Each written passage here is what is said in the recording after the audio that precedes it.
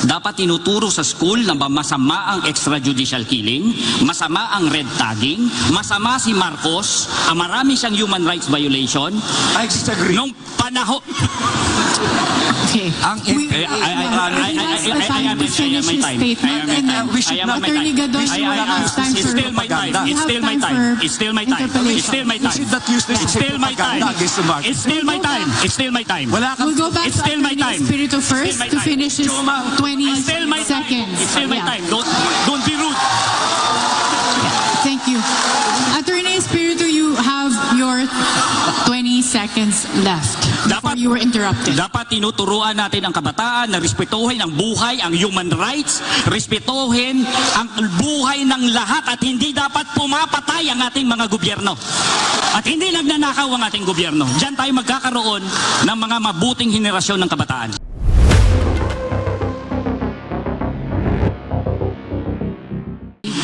Na hindi dapat binababaan ang age of criminal responsibility.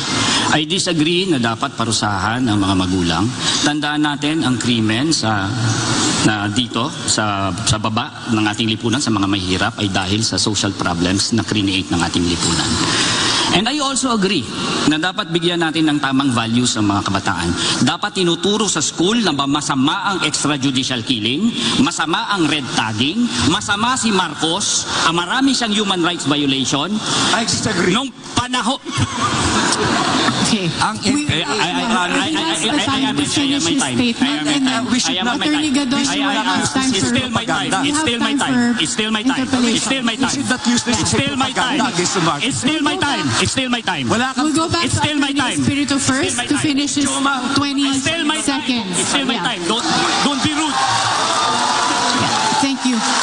Attorney Espiritu, you have your 20 seconds left before you were interrupted. Dapat tinuturuan natin ang kabataan na respetuhin ang buhay, ang human rights, respetuhin ang buhay ng lahat at hindi dapat pumapatay ang ating mga gobyerno.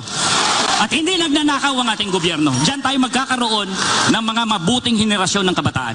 Thank you. Attorney Gadon, you have 45 minutes for your interpellation. Yes. Yes, Attorney Gadon, you may now interpolate with Attorney Espiritu. 45 seconds. Yeah, palagi na lang pinopoint out niya, palagi nilang sinasabi yung human rights violations ni Marcos. Unang-una, sino ba ang nagpapatay dun sa mga NPA na gustong sumurrender? Di ba si Joma? Bakit ninyo sisihin si Marcos? Attorney Espiritu, you have 30 seconds Sino for your bang bumomba rebuttal. sa Plaza Miranda? Yes. Ha? Sila Joma. Okay. I'll go by the Bakit nyo record. isisisi kay Marcos I thought yun? it's my time.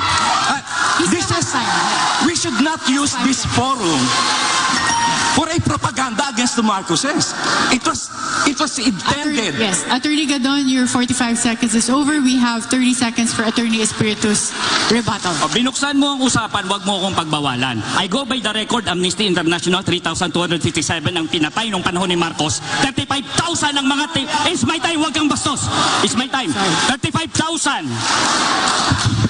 35,000 ang tinorture. 70,000 ang kinulong. It's a matter of record. Thank you. 30 seconds for rebuttal. Noong nagkaroon ng kaso sa Hawaii, yung 10,000 human rights victims, nung ini-implement nila dito, nag-file sila ng petition sa RTC, wala silang naipresent ang ebidensya. Pagdating sa Court of Appeals, wala rin. So asan yung sinasabi nila human rights violations na yan? Dismissed yung kaso. We have interpellation from Attorney Roque. That would be 45 seconds.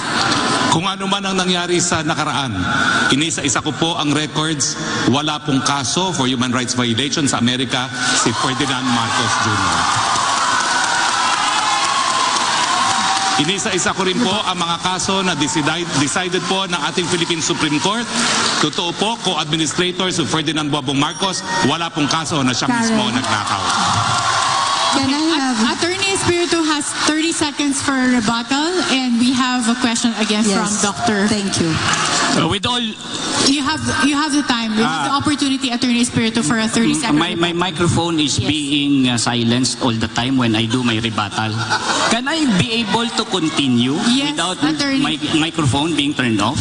Yes, Attorney Espiritu. Okay, with all due respect to Attorney Harry Roque, I know your history. You were anti-Marcos before. You were for human rights before. Your life, you spent your life against the Marcoses, you work for human rights, and now that you were given a Senate spot under the party of Bongbong Marcos, now you cry hallelujah and praise Marcos. Okay. Thank you, Attorney Espiritu. Since you alluded to Attorney Roque, we will give him 30 seconds for a rebuttal. And just for the information of our candidates, your microphones will be silenced when others still have time.